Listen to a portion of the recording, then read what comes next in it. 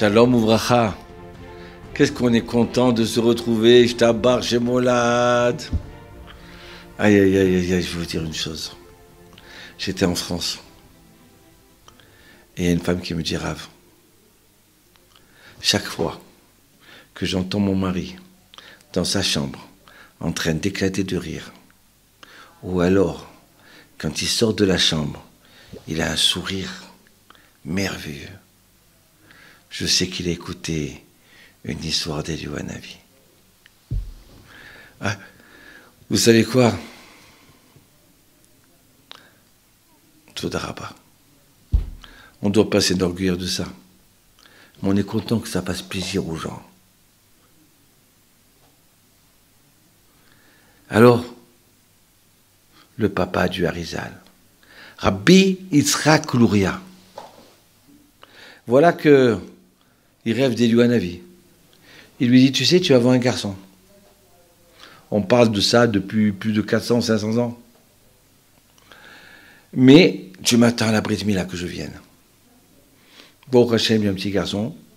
La Brit Mila, il attend. Tout le monde dit, mais ça y est, il ne faut pas attendre, ça y est, le temps il passe, il passe. Et le papa, il regarde du côté de la porte, il n'est pas là, Eliyahu Hanavi. Donc il attend, il attend. Déjà, certaines personnes, ils craquent. Au bout de 3 heures, ils quittent la maison. Et voilà que il tient le coup. J'attends Eliyahu Hanavi, c'est le plus important pour moi. Mais il ne peut pas raconter ça aux gens. Et voilà comment on désespère, ça y est. Bon, Hachem. Eliyahu Hanavi l'a dit. Ah, allez, on commence la brite, allez, vite, vite, vite. Et voilà. Comment il s'appelle cet enfant? Yitzhak.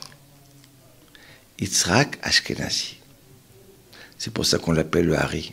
Arav, Yitzhak Ashkenazi. Ashkenazi, Rav Yitzhak. Hari. Écoutez bien. Voilà qu'à l'âge de 34 ans, il étudie la Torah et il trouve des parchemins en araméen. C'est quoi ça? Il sent que c'est quelque chose de fort, de kadosh. Mais il essaie de comprendre, il ne comprend pas ce Zohar-là. Mais qu'est-ce que ça veut dire? Qu'est-ce que ça veut dire? Pendant une semaine, il était resté sur un passage. Il pleurait pour comprendre. Jusqu'à qu'il est arrivé à comprendre. Une autre semaine encore, il a pleuré pour comprendre. Jusqu'à que il se dévoile à lui Eliyahu Hanavi. Yitzhak, Ashkenazi, tu es un homme vrai. Tu es un homme qui veut savoir, qui veut comprendre. Jour et nuit, tu es là en train d'essayer de comprendre. Maintenant, je vais t'apprendre, moi, la Torah. Je vais t'apprendre le Zohar, la Kabbale. Et au bout d'un certain temps, il lui dit, écoute, Rav Yitzhak Ashkenazi, il te reste 1 an et demi à vivre. Vite, monte en Israël, va à Tzfat. Il faut que tu enseignes, tu transmets tout ce que je t'ai appris au Rav Chaim Vital.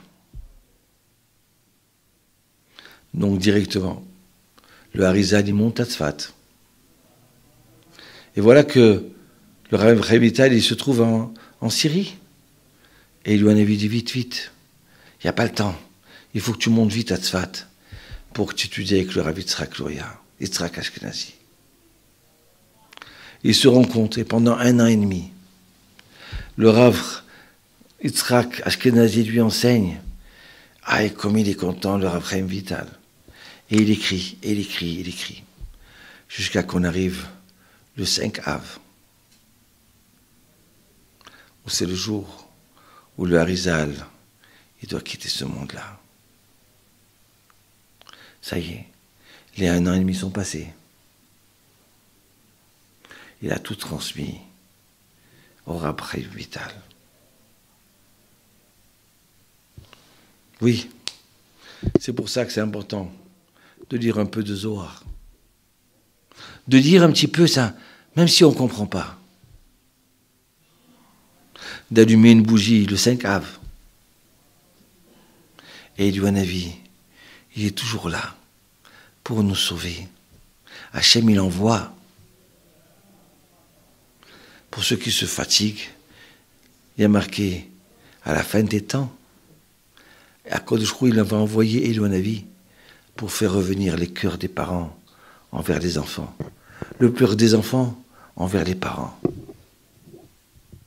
Et vous savez quoi encore? Il y a marqué que le samedi soir, Eliou ça y est, maintenant il peut revenir. C'est pour ça qu'on chantait Eliou le soir. C'est pour ça qu'on allume une bougie à Eliou. C'est pour ça qu'on raconte quelque chose de Eliou. On étudie dans son livre Tana de Béliaou. Le samedi soir, ça y est, la Géoula, elle peut revenir. Shabbat, nous, on doit se reposer. On doit se préparer à notre Shabbat. Mais quand le Shabbat termine, ça y est, j'ai la émouna que peut-être Eliou va revenir. Animami, Be'emouna Shelema. Oui, j'ai confiance. Avec une foi immense, complète, que à Kodouchrou, il va envoyer le Mashiach avec Eliou.